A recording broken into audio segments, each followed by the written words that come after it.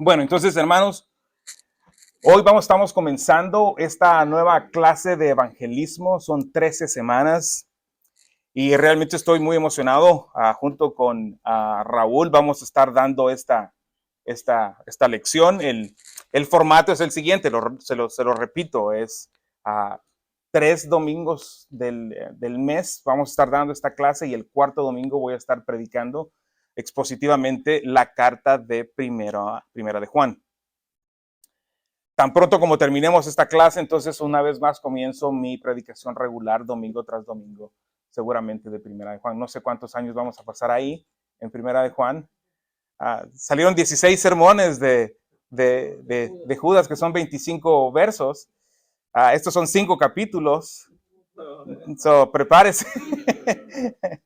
Pero va a estar súper interesante. Y hermanos, les soy honesto. El dar estas clases ya están preparadas, yo no las he preparado. Hemos estado estudiándolas, sí. Pero y eso me va a dar oportunidad a mí para poder prepararme bien para la predicación de Primera de Juan. Ahí tengo que leer bastante al respecto. Entonces, sirve con 2 propósitos. De hecho, 3 propósitos, porque ¿qué fue lo que terminamos viendo? Y esta no es predicación, no son predicaciones, estas son clases o son interactivas, podemos interactuar, ustedes pueden hacerme preguntas. ¿Ok? Esta no es una predicación. Pero, ¿quién me puede decir qué fue lo que terminamos viendo en Judas? Si usted entendió algo del libro de Judas, ¿qué fue lo que entendió?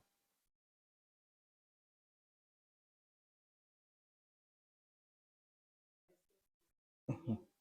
Uh-huh. Exacto, eso es una. Muy bien, hermana Rosalinda. ¿Alguien más? ¿Hermana? ¿Cómo perseverar en la fe, verdad? Ajá. ¿Hermano? Tenemos que contender, exactamente. Es lo que andaba buscando. Ese es el mandato. Sí nos enseñó Judas cómo identificar, nos enseñó cómo perseverar perfectamente, pero el mandato es contender por la fe. Ese es el mandato. Ese es el mandato. Tenemos que contender por la fe. Y contender tiene un lenguaje de ¿qué? De lucha. Es inevitable, es inevitable. Hay que luchar por la fe. Ahora, una vez más, no nos vamos a agarrar a golpes, ¿ok? No es agarrar a golpes. Estamos luchando, nuestra lucha es una lucha por la verdad. Es una lucha de argumentos. Entonces, por eso, como bien dijo la hermana, Judas nos enseña a perseverar. ¿Cómo? Exactamente. Como dice Judas, ¿verdad? Tenemos que construirnos unos a otros, edificándonos unos a otros en la fe, es decir, la palabra de Dios. ¿Ok? Esa es una manera que respondemos. Tenemos que la respuesta ante el mandato de contender por la fe es preparándonos. Pero hay otra respuesta. ¿Quién se acuerda? Tenemos que hacer algo más, que son mandatos. Tienes que ir y Judas dice que tenemos que salvar, ¿verdad? ¿Se acuerda?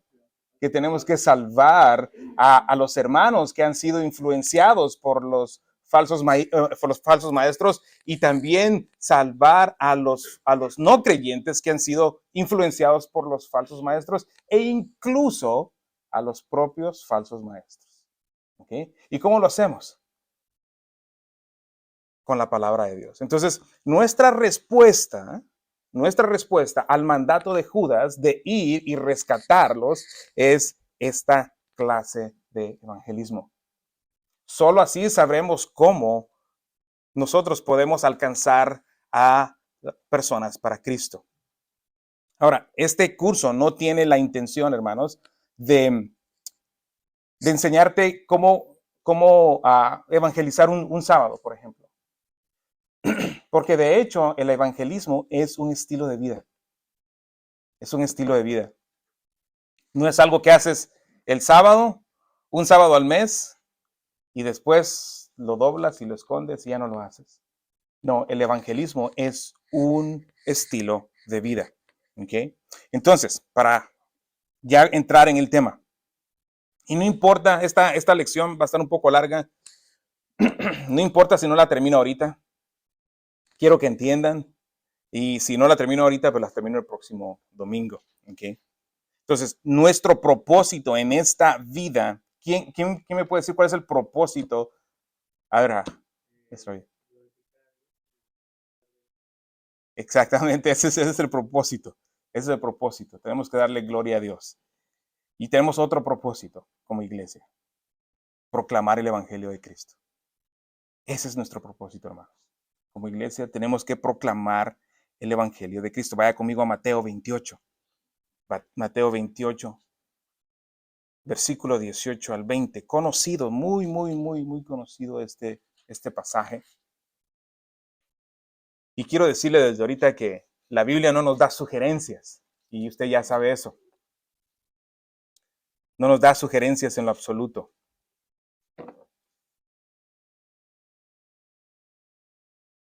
Tengo preparado un PowerPoint, a ver si lo puedo poner aquí, ¿ok?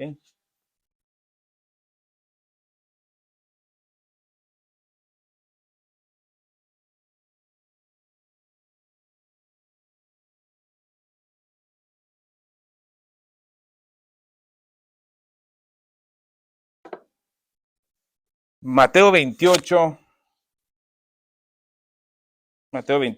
al 17, del 18 al 20, ahí está en la pantalla, pero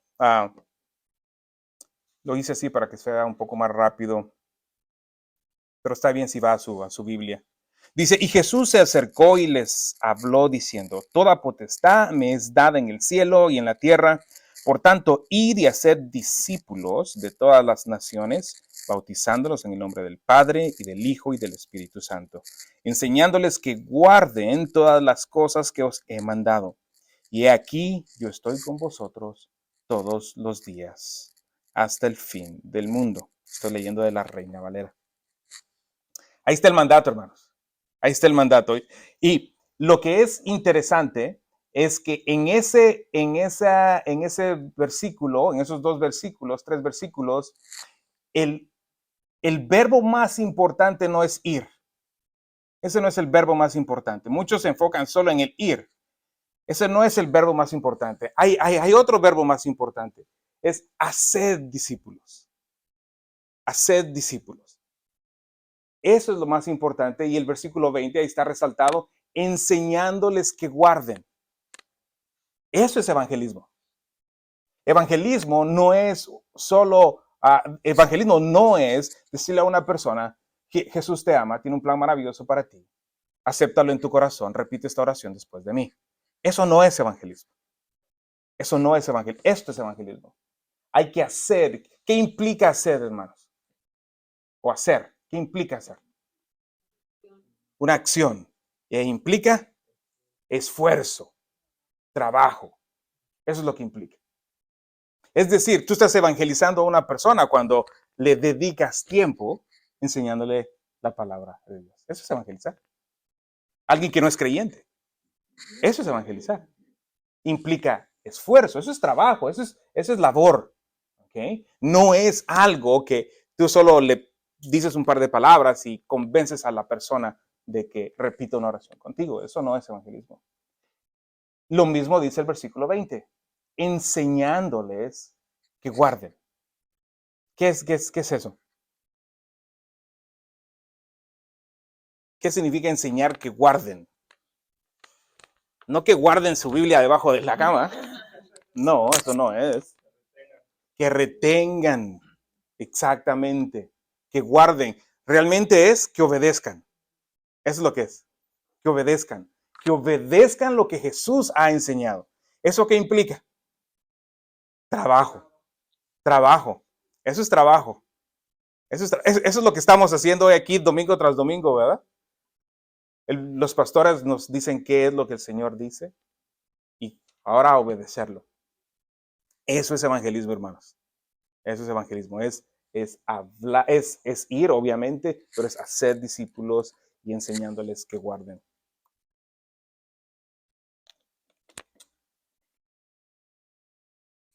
Un segundito aquí. ¿Alguna pregunta? ¿Algún comentario?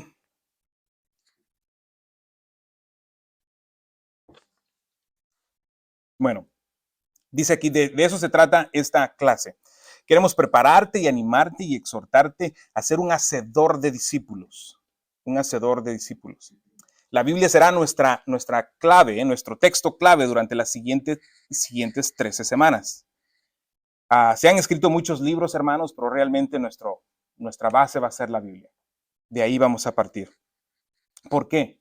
Porque la Biblia, hermanos, la Biblia es suficiente. Segunda de Timoteo 3:16 al 17. Segunda de Timoteo 3:16 al 17 dice, toda la escritura es inspirada por Dios y útil para enseñar, redarguir, corregir, para instruir en justicia, a fin de que el hombre de Dios sea perfecto, enteramente preparado para toda buena obra. Entonces, vamos a estar viendo hoy, lo que vamos a hacer el día de hoy es esto, vamos a ver, les voy a dar como una reseña de lo que vamos a ver durante las 13 semanas y luego vamos a ver un panorama bíblico desde Génesis hasta Apocalipsis, el panorama, y vamos a investigar, vamos a estudiar qué dice la palabra de Dios con respecto al pecado. ¿Les parece? Ok.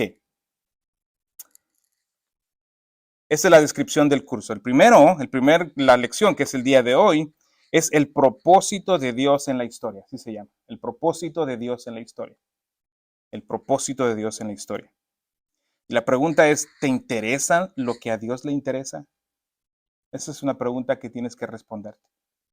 ¿Te interesa lo que a Dios le interesa? Y vamos a ver el propósito de Dios en la historia. La lección número 2 es la soberanía de Dios y la responsabilidad del hombre. La soberanía de Dios y la responsabilidad del hombre. Nosotros sabemos por las escrituras que quien salva, ¿quién es? Es Dios. Dios, el hombre está muerto espiritualmente y no puede hacer absolutamente nada. No puede generar fe por sí mismo. En lo absoluto es un muerto, es un cadáver espiritual. Así que Dios tiene que intervenir en la salvación. Y eso es lo que nos enseña la palabra de Dios. Pero al mismo tiempo, el hombre es responsable. Son dos verdades que no están una opuesta a la otra. No son dos verdades. Son dos verdades que van de la mano. Es posible que no las entendamos en nuestra mente, eso es posible, pero no significa que no sean verdad. Las dos van de la mano. Esa es la lección número 2. La lección número 3 es ¿qué es el evangelio? La definición de la verdad que salva a los pecadores. ¿Qué es el evangelio? En la lección 3 vamos a hablar de qué es el evangelio. La lección número 4, vamos a aprender a cómo compartir el evangelio a través de tu testimonio. Solo decir tu testimonio no es evangelismo. Si solo dices, oh, el Señor me salvó a mí y cuentas tu testimonio, no es evangelismo. Por eso es que vamos a aprender qué es evangelismo y luego cómo compartir el evangelio a través de nuestro testimonio. La lección 5 es la iglesia local y el poder del testimonio corporativo. La iglesia local y el poder del testimonio corporativo. Número 6, ¿cómo pueden, el discipulado de otros en el evangelismo? Número 6 es el discipulado de otros en el evangelismo. 7, el título es ¿y si me rechazan? ¿Tienen miedo ustedes? Uno de los grandes miedos al evangelizar es que nos rechazan, ¿verdad? El rechazo. Entonces, sí, hermano. Que se burlen de uno.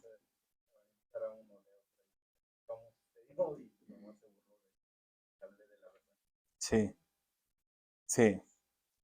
Se burlan de uno, te rechazan. Entonces, la lección número 7 se va a tratar de eso. ¿Y si me rechazan? Entonces, la lección número 8 es respuestas a objeciones contra el evangelio. Vamos a hablar de cómo responder cuando nos hacen objeciones al evangelio. Número 9, sé intencional, estratégico en el evangelio. Número 10, ¿cómo puedo compartir el evangelio con mis familiares, amigos y compañeros de trabajo? Vamos a aprender a cómo hacerlo. Entonces, si se dan cuenta, tiene un estilo de vida. Esto no es de un evento. Esto es cómo hacerlo en el día a día. En casa, cuando estás en una reunión familiar, cuando estás en una reunión con amigos y en tu trabajo. Lección 11, ¿cómo puedo compartir el evangelio con los católicos? 12, ¿cómo puedo compartir el evangelio con judíos? Y 13, ¿cómo puedo compartir el evangelio con musulmanes? Entonces, esas son las lecciones que vamos a estar viendo en 13 semanas. Ven preparado, toma nota. Estoy tentado en hacer PowerPoint, pero lo que sucede con los PowerPoint es que la gente ya no toma notas. Ya no toma notas. Y esto es verdad, este dato que voy a dar ahorita. Se han hecho estudios que cuando uno toma nota, retiene más. Sí. Entonces, por años y décadas hemos acostumbrado a ver el PowerPoint. Ay, que me lo van a poner ahí en la tele, ¿no? O en el proyector. No, toma notas. Creo que va a ser. Mira, si te das cuenta, no voy corriendo, ¿verdad que no? Porque, hermanos, no nos están corriendo. El tercer domingo del mes yo voy a predicar.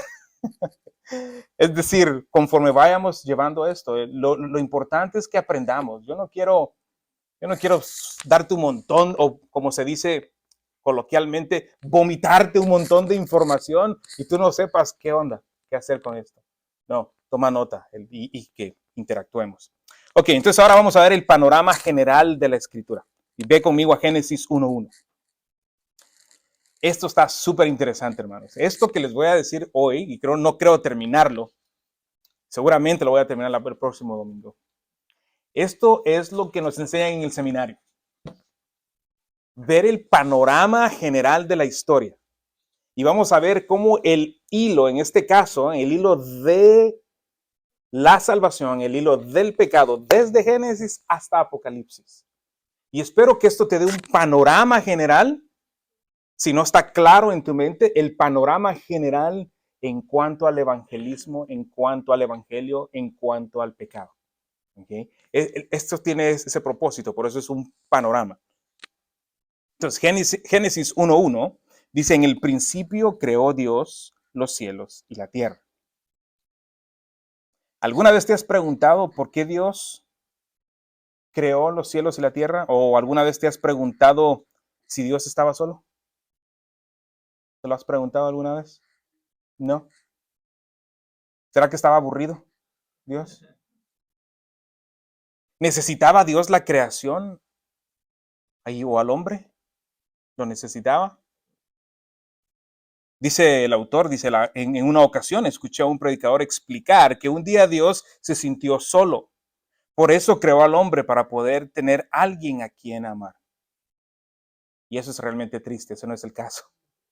Eso no es el caso en lo absoluto. Dios no estaba triste, no necesitaba a alguien. Entonces, dice el autor, pienso que una de las mejores formas de responder a la pregunta de por qué Dios creó es hacer la siguiente pregunta.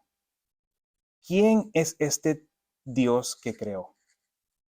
Entonces, dime, cuando leemos la Biblia, ¿a quién vemos que Dios se revela? ¿A quién vemos? Hace otra pregunta. ¿Cuáles son las características de Dios? Una de las cosas más increíbles que vemos acerca de Dios y de cómo se ha revelado es que Dios es 3 en 1. Eso es importante para entender esa pregunta, si Dios estaba solo. Dios es 3 en 1. Es la Trinidad, Dios el Padre, Dios el Hijo y Dios el Espíritu Santo. Son las personas divinas, distintivas, que han existido enteramente como el único Dios verdadero. Aunque podríamos hablar durante siglos de lo que significa que Dios es trino, quiero que consideremos un aspecto en particular de esta realidad. Que Dios sea la Trinidad resalta el hecho de que Él es capaz de amar.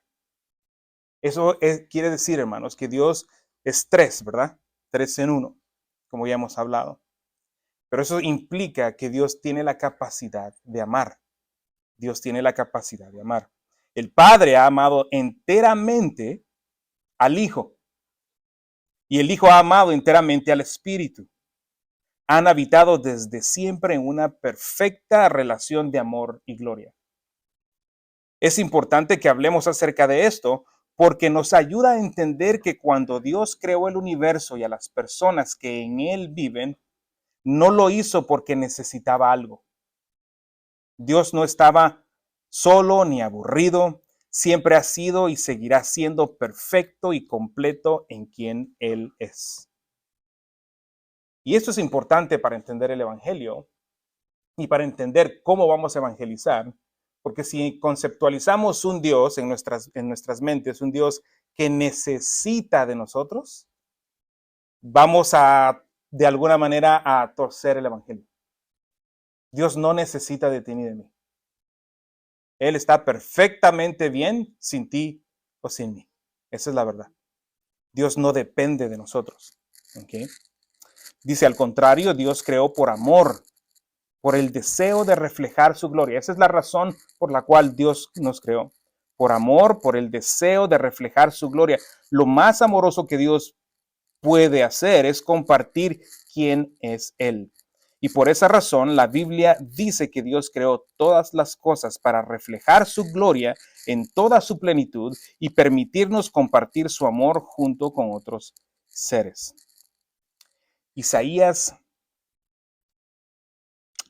Génesis 1:26 y 27. ¿Qué dice? ¿Quién quiere leer Génesis 1:26? Y dijo Dios, hagamos al hombre a nuestra imagen, conforme a nuestra imagen, y ejerza dominio sobre los peces del mar, sobre las aves del cielo, sobre los ganados, sobre toda la tierra, y sobre todo reptil que se arrastra sobre la tierra. Dios creó al hombre a imagen suya, a imagen de Dios lo creó, varón y hembra los creó. ¿Qué significa eso? Que de alguna manera, hermanos, de alguna manera nosotros nos parecemos en algo a Dios. De alguna manera. Y quiero tener cuidado aquí porque han salido muchas herejías a partir de esto. Incluso algunos dicen que somos pequeños dioses. Esa es una doctrina completamente errónea. Y no somos dioses, pero de alguna manera, si usted ve el texto dice que de alguna manera, que Él nos creó a su imagen. De alguna manera nosotros compartimos la imagen de Dios. Isaías 43:7 dice, todos los llamados de mi nombre, para gloria mía los he creado, los formé y los hice. La Biblia es clara, hermanos, cuando dice que cada ser humano tiene y porta la imagen de Dios. Cada ser humano. Somos portadores de la imagen de Dios, creyente o no creyente. Y eso nos da dignidad. Eso nos da dignidad. A todo ser humano nos da dignidad. El Señor no puso su imagen en un árbol. No puso su imagen en los animales. Solo en nosotros, solo en su creación. Allí puso su imagen. En nosotros, en los seres humanos. Y a pesar de que la imagen fue dañada por el pecado, no fue totalmente distorsionada. Todo ser humano es valioso porque es portador de la imagen de Dios. Y esa imagen de alguna manera refleja la gloria de Dios. Por eso Isaías 43:7 dice, todos los llamados de mi nombre, para gloria, para es propósito, para gloria mía los he creado.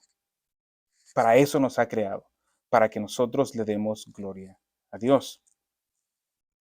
Génesis 2:7-9 dice, entonces Jehová Dios formó al hombre del polvo de la tierra y sopló en su nariz aliento de vida y fue el hombre un ser viviente.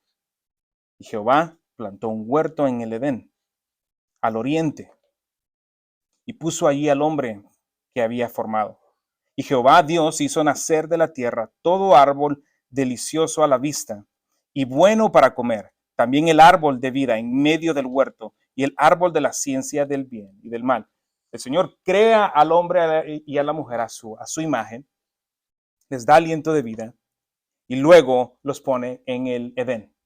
¿Okay? Esos dos primeros capítulos de la Biblia son los más hermosos, porque no existe el pecado ahí. No existe el pecado.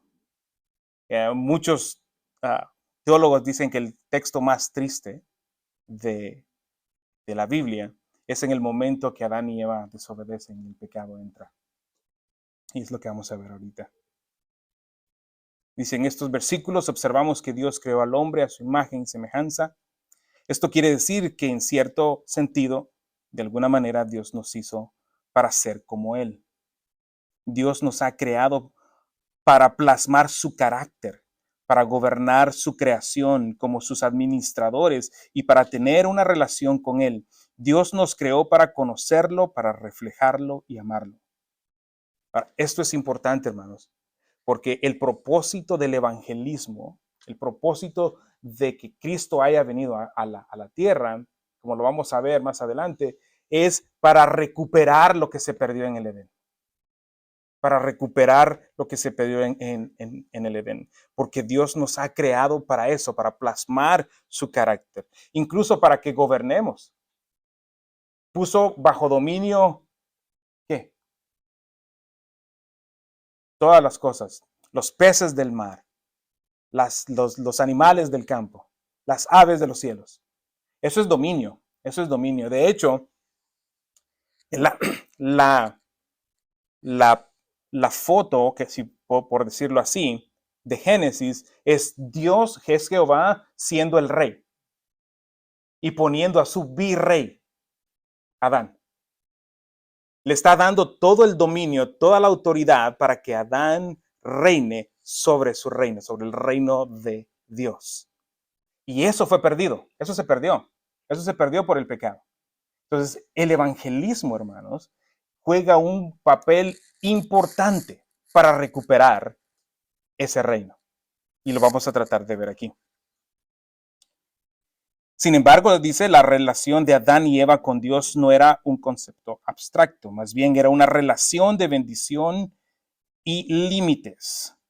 Génesis 2, 16 al 17 dice, y mandó Jehová Dios al hombre diciendo, de todo árbol del huerto podrás comer, mas del árbol de la ciencia del bien y del mal no comerás, porque el día que de él comieres ciertamente morirás. ¿Qué vemos en estos versículos? Primero, quiero que notes la libertad que Dios le dio a Adán y a Eva. ¿Qué dice? ¿Lo tienes ahí en tu Biblia? ¿Qué dice Génesis 2:16? Y el Señor Dios ordenó al hombre que todo árbol del huerto podrás comer. Eso es libertad. El Señor le está dando libertad a Adán y a Eva.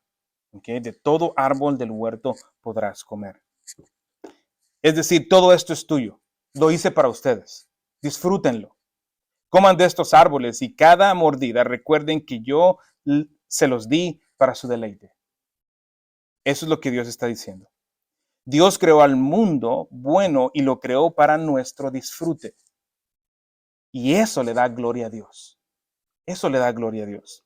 Ese disfrute, no obstante, debe ser cuidado por la verdad de Dios. A la luz de esto, nuestra segunda observación debería ser la restricción.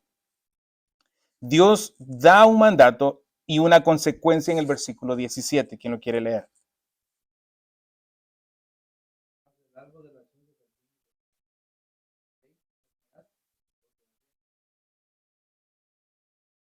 Ahí está un mandato y una consecuencia.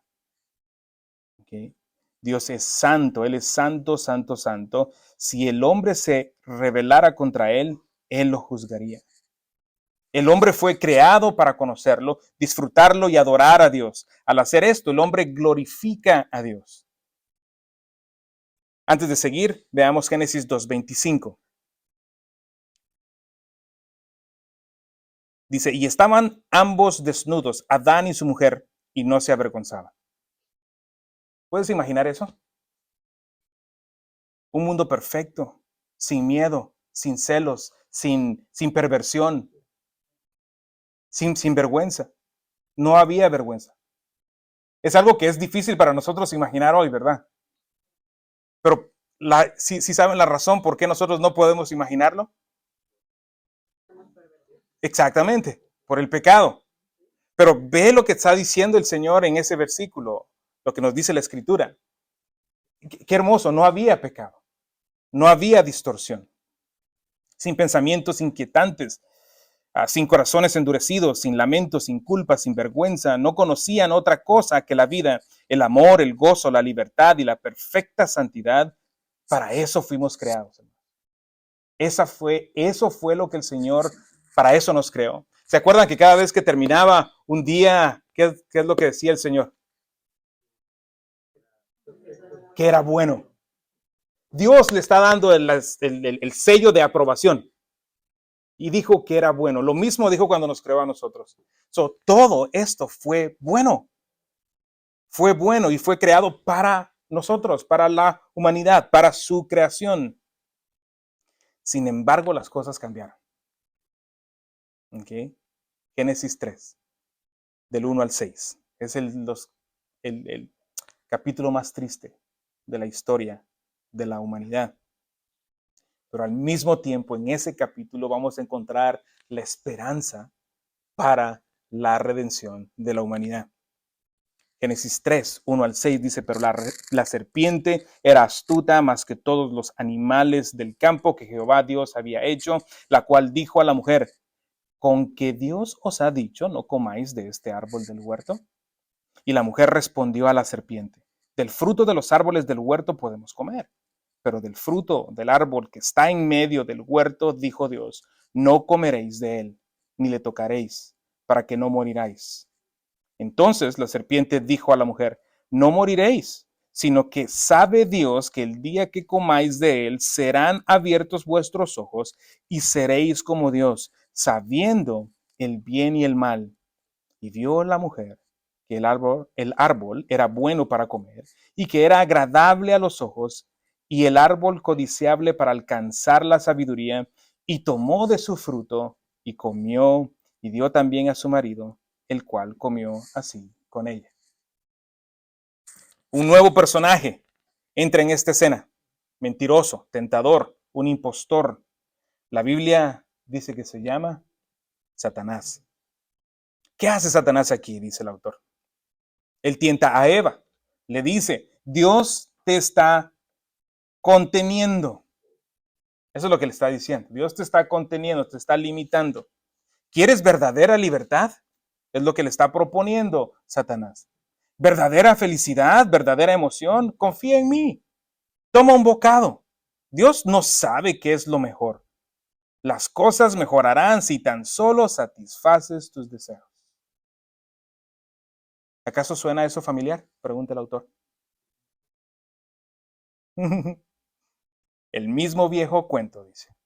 Eva lo escuchó y Adán también.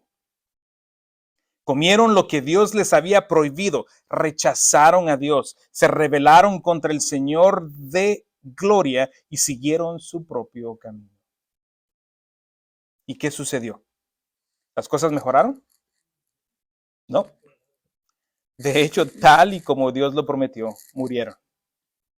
El pecado entró y cada aspecto de su mundo fue quebrantado. Cada aspecto. Hermanos, ven la picture, la foto. Dios crea su creación, lo hace perfecto para deleite de su creación, de la raza humana. Pero el pecado entra. Adán y Eva fallan y todo se viene abajo. Génesis 3:7 dice, entonces fueron abiertos los ojos de ambos y conocieron que estaban desnudos. Antes estaban desnudos y no se habían dado cuenta. No había morbo, no había pecado. ¿Ve qué es lo que sucede cuando entra el pecado? Entonces cosieron hojas de higuera y se hicieron delantales. El pecado destruyó su conocimiento de quiénes eran.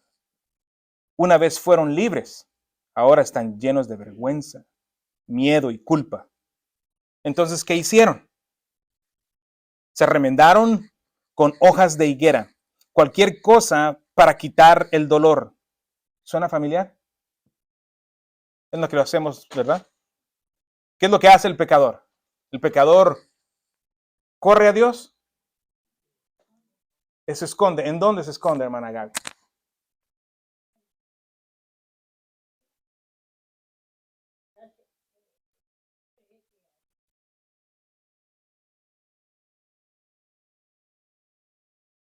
Sí, es cierto.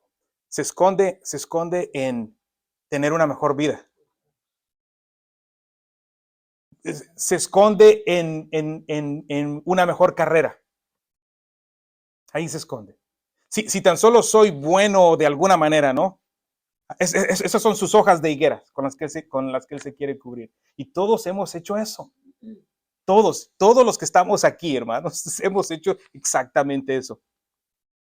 Entonces, nosotros también hemos hecho nuestras propias hojas de higuera con querer tener una buena vida, una buena carrera. Eso lo usamos como una justificación. El pecado nos ha confundido y ahora nos escabullimos con hojas de higuera que se parecen, dice el autor, a carros, relaciones pecaminosas, logros, portafolios, cualquier cosa para adormecer el dolor. Pero la destrucción del pecado no para ahí. Génesis 3, 8 al 11 dice: y oyeron la voz de Jehová, Dios, que paseaba en el huerto el aire del día, y el hombre y su mujer se escondieron de la presencia de Jehová, de la presencia de Jehová Dios entre los árboles del huerto. Mas Jehová Dios llamó al hombre y le dijo: ¿dónde estás tú? Y él respondió: oí tu voz en el huerto, y tuve miedo, porque estaba desnudo, y me escondí. Y Dios le dijo: ¿quién te enseñó que estabas desnudo? ¿Has comido del árbol de que yo te mandé no comieses? Estos son algunos de los versículos más tristes en la Biblia. Dios y el hombre solían caminar juntos en las horas frescas del día. Ya no más. Ahora se esconde de él por miedo. ¿Qué hace Dios? ¿Qué dice Dios? Esa es la primera pregunta en la Biblia. ¿Cuál es la primera pregunta que aparece ahí? ¿Dónde estás? Esa es la primera pregunta de la Biblia. ¿Dónde estás? Y esa pregunta, hermanos, va a ser importante para el evangelismo. Exactamente. ¿Dónde estás? ¿Por qué Dios preguntó esto? ¿Estaba confundido Dios? ¿Qué estaba haciendo? ¿Qué quería de ellos? ¿Qué creen ustedes que quería? Eso. Todo lo que dijeron perfectamente. Para encontrar una confesión. Él quería una confesión de parte de ellos. Eso es lo que él quería. Una confesión. Y eso es lo que vamos a buscar nosotros en el evangelismo. Queremos que confiesen que son pecadores y que necesitan a Dios. Que necesitan a Cristo. Que son tan malos, que no hay absolutamente nada que puedan hacer. Que estén completamente desesperados al punto que volteen sus ojos y vean a Cristo. ¿Ok? Quería que salieran y dijeran: lo hice, pequé, comí, no confié en ti, no creí que tus caminos eran justos o que tú eras bueno, pequé. Eso es lo que él quería. En cambio, se escondieron. Y eso es lo que hemos estado haciendo desde entonces. Nos escondemos. Inventamos excusas, desarrollamos filosofías, evocamos falsas religiones, hacemos lo que sea para justificarnos. Nos escondemos. Pero la pregunta de Dios es la misma. ¿Dónde estás? Esta pregunta, por cierto, es parte del evangelismo. En nombre del Señor vamos y les pedimos a las personas que sean honestas de dónde están con Dios, de dónde están en su relación con Dios. Finalmente observa que el pecado también destruye la relación entre sí, entre uno y otro, entre Adán y Eva. Génesis 3:12. El hombre respondió: la mujer que tú me diste por compañera me dio del árbol y yo comí. ¿Qué está haciendo Adán ahí? Sí, ¿verdad? ¿Y qué es lo que hace Eva después? Le culpa a la serpiente, ¿verdad? Ajá. Fíjate cómo le responde. La mujer que tú me diste. ¿Qué es eso? Tu culpa. Está culpando a Dios. Yo no fui. Yo, yo no hice nada. Fue la mujer que tú me diste. Es tu culpa. Ah, mira, vean lo que hace el pecado. Nos reímos, pero eso es ofensivo. Eso está en la línea de herejía. Está en la línea de blasfemia. La mujer que tú me dices, yo no fui. Eso es lo que hace el pecado. Y también distorsionó la relación entre ellos. Ahora, si usted estaba preguntando por qué me cuesta llevarme con mi esposo, ya sabe por qué. El pecado, es cierto, es el pecado. Esta no es una clase de matrimonios, pero el pecado es la falta de humildad en las relaciones, es lo que lleva a las discusiones en el matrimonio. ¿Y eso qué es? Es pecado, es el pecado. ¿Qué ha pasado con su relación perfecta? Ahora está llena de resentimiento entre Adán y Eva, culpa y amargura. Adán culpa a Eva y a Dios. Esto lo hace el hombre pecaminoso. El pecado odia ser expuesto, hermanos, y hará lo que sea para evitarlo, especialmente culpar a otros. El pecado no quiere ser expuesto. Por eso es que la gente nos va a correr. Cuando tratamos de confrontarlos con el evangelio, la gente nos va a correr. Va a tratar de evitarnos. ¿Okay? Va a tratar de evitarnos. Y esto es importante, hermanos, para que ustedes sepan. Cuando estén evangelizando, la gente se va a querer cubrir. Pero usted tiene que seguir persistiendo. Usted tiene, como buen soldado de Cristo, tiene que seguir haciendo esas preguntas. Comentarios, hermanos. Sí, hermano.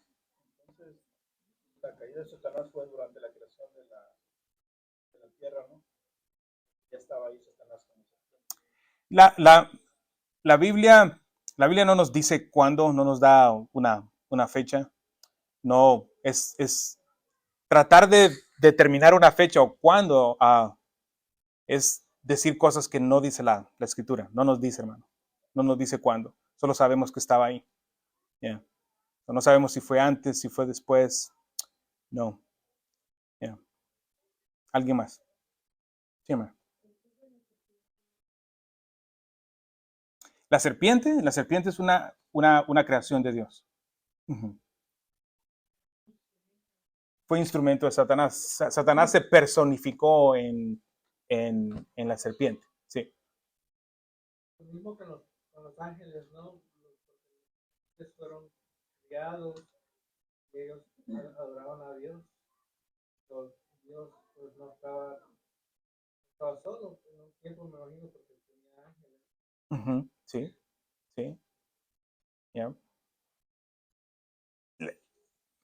La Biblia nos dice claramente que Dios no tenía necesidad de crearnos, pero lo hizo por amor. Uh-huh. ¿Alguna pregunta de evangelismo? Preguntas de evangelismo. ¿Cómo el saber de dónde vino el pecado nos ayuda a evangelizar? Pregunto.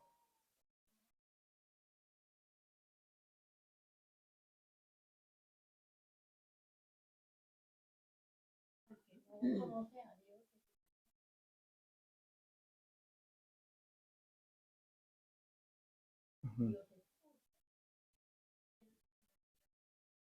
Uh-huh, uh-huh. Pero más específico, ¿cómo el pecado que hemos estado viendo ahorita, lo que hemos visto hasta ahorita, bueno, porque aquí ya vamos a detenernos, pero cómo el pecado nos ayuda a entender la necesidad de evangelismo? El entendimiento de la condición de hombre, Uh-huh. para saber la importancia de que ellos sean salvos. Uh-huh. Pregunta, ¿hay alguien bueno? No. Saber el pecado, saber lo que sucedió, cómo el pecado entró en el mundo, nos ayuda a entender que no hay absolutamente nadie bueno. No hay ninguna sola persona, ni una sola persona que sea buena, ni tus hijos.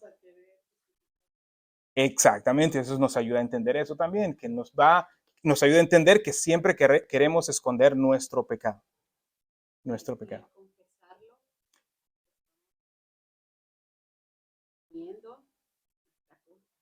Uh-huh.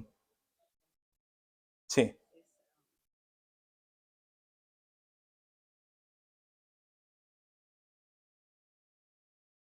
Uh-huh.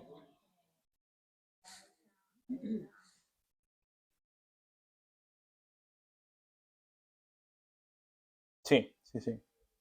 Hermana estaba diciendo, perdón. Sí. Uh-huh. Sí, exactamente.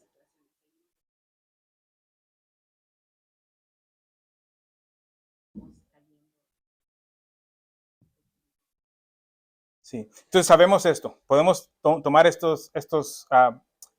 lo que hemos aprendido el día de hoy. El hombre ha pecado. El hombre ha pecado. Dios busca una confesión. ¿Está de acuerdo conmigo? Que Dios busca una confesión. De acuerdo a lo que hemos leído. ¿Dónde estás? ¿Dónde estás? Lo que busca es una confesión. El hombre ha pecado. Dios busca una confesión. Y ahí es donde el evangelismo entra. ¿Okay? El próximo domingo voy a seguir desarrollando este panorama, porque apenas vamos por Génesis y tenemos que llegar hasta Apocalipsis. ¿Ok? Pero estas lecciones, hermanos, van a ser muy importantes para que nosotros entendamos. Porque lo que menos queremos hacer es comenzar a decir allá afuera y comenzar a decirle a la gente cosas que no son bíblicas. No queremos diluir el evangelio en lo absoluto. Pero para poder evangelizar debes de saber lo básico. Debes de saber el evangelio, debes de saber que toda persona es pecadora, no importa qué tan bien se vea por fuera, no importa qué tan buena vida moral tenga. ¿Sabían ustedes que van a haber hombres y mujeres en el infierno que nunca engañaron a sus esposas?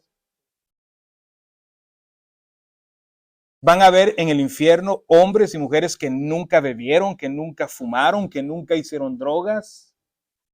Van a ver en el infierno hombres y mujeres que fueron moralmente buenas de acuerdo a los estándares del mundo. O sea que la moralidad no te salva. La moralidad no salva a nadie. Porque todos hemos pecado. Entonces, esto es bien importante entenderlo. Bien importante entenderlo. Ok, hermanos, vamos a orar. Y con eso nos despedimos. Señor, te damos gracias en esta mañana por la oportunidad de comenzar esta serie de evangelismo, Señor, donde tenemos que entender estos conceptos básicos, Señor, de tu palabra. Nos ayudan a entender, Señor, cuán pecaminosos somos. Ciertamente como creyentes te damos gracias, Señor, porque así estábamos nosotros. Pero fue hasta que tú interveniste, hasta que tú, Señor, cambiaste nuestro corazón de piedra en un corazón de carne.